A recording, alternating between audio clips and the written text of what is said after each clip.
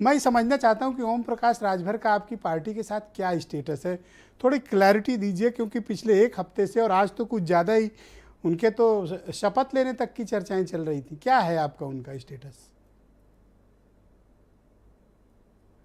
ब्रजेश जी, सबसे बड़ी बात यह है कि आपकी हर पार्टी की विश्वसनीयता क्या होती है।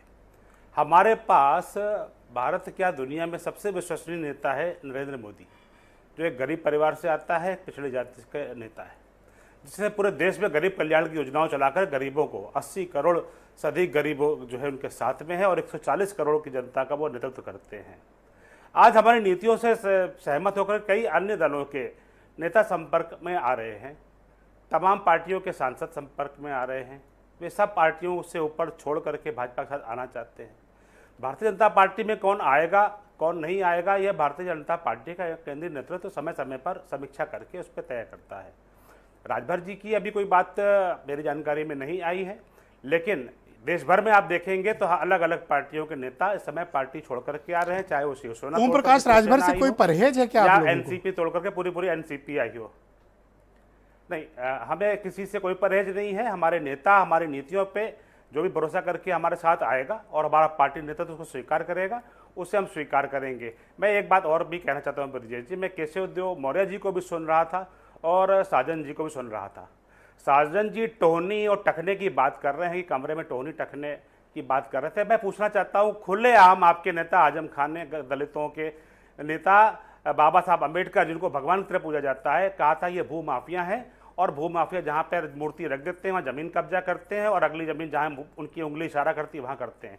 उस समय इनकी जबान और दलितों के प्रति सिंपैथी कहाँ चली गई थी, अखिलेश यादव जी को बताना चाहिए। दूसरा, मैं केशव देव मौर्य जी से पूछना चाहता हूँ, आप तो सहयोगी दल थे अखिलेश यादव जी के साथ में, क्या कारण है कि आपको दी हुई क्या कहते हैं फॉर्च्यूनर गाड़ी तक छिनवा ली गई?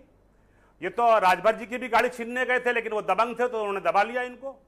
तो जो अपने गठबंधन के नेताओं को भरोसा में लेके नहीं चल पा रहे हैं और गठबंधन के बाद जब उनको जो है मनवांछित फल नहीं मिला तो उनको तो आप ओम प्रकाश राजभर को लटका के क्यों चल रहे हो? उनका स्टेटस क्लियर करो भाई, बात बनी तो ठीक है, वरना कह रहे थे हम मायावती से भी बात करेंगे, तो आप उनको क्लैरिटी क्यों नहीं दे रहे हो? मैं तो नेताओं की विश्वसनीयता की बात कर रहा हूं। क्या श्रीमान अखिलेश यादव जी से मैं पूछना चाहता हूं कि अगर वो इतने सक्षम नेतृत्व हैं और उनकी विश्वसनीयता प्रदेश के अंदर है, कि क्या कारण है वो अपने गठबंधन के साथ ही लोकदल को एक भी सीट नहीं जितवा पा रहे हैं लोकसभा के अंदर? मायावती जी के साथ समर्थन के बाद भी जो है लोकदल का खाता नहीं खुल पाया, ना 14 में ना 19 में। क्या कारण है? इस पे कभी अखिलेश यादव जी को आपकी सिंपैथी क्यों है? मैं पूछना चाहता हूं कि वो गठबंधन के नेता बनना चाहते हैं, अभी राजभर का स्टेटस क्लियर नहीं हुआ और आप लोकदल के साथ आप सिंपैथी दिखा रहे हैं। स्टेटस भी बताते चलो। मैं जरूर, मैं जो मुख्य विपक्षी दल होने का दावा कर रहे हैं, मैं उनके नेता, उनके नेतृत्व, उनकी विश्वसनीयता पर जरूर टिप्पणी करना चाहूंगा, क्योंकि यह जनता के बीच के नेता का चुनाव है और जनता जिसको विश्वसनीय मानती है उसको लगातार समर्थन देती है। और लगातार 4 आम चुनावों में, 2 लोकसभा के 2 विधानसभा चुनाव में भारतीय जनता पार्टी के पक्ष में जनता ने निर्णय दिया है और 2024 में भी हम देख रहे हैं। मैं तीसरी बार पूछ रहा हूं कि ओम प्रकाश राजभर अब क्या करें? दलदल के अंदर अभी लटके रहें या रुकें, नहीं मिल पा रहा है, या बहन जी से बात करें? देखिए ब्रजेश जी, ये बड़े नेतृत्व का मामला है। राजभर जी सम्मानित नेता है, संजय निषाद जी सम्मानित नेता है, केशव देव मौर्य सम्मानित नेता है। मैं तो कहता हूं कि चौधरी जयंत सिंह भी जो है सम्मानित नेता है। लेकिन यह निर्णय दलों के नेता आपस में तय करते हैं, यह मीडिया में यहाँ बैठकर। दरअसल आप ये कहने के लिए आतुर हैं कि ये वाला बात भी आ जाए कि आरएलडी से भी कोई डिस्कशन या बात की खबर आ जाए, क्योंकि इतनी इज्जत आप दे रहे हैं आरएलडी को, ऐसा पहले था नहीं कभी। रोहित अग्रवाल मेरे साथ मौजूद हैं। रोहित, सब ठीक तो है आज की डेट में? आप क्या कहाँ हैं आप लोग आजकल?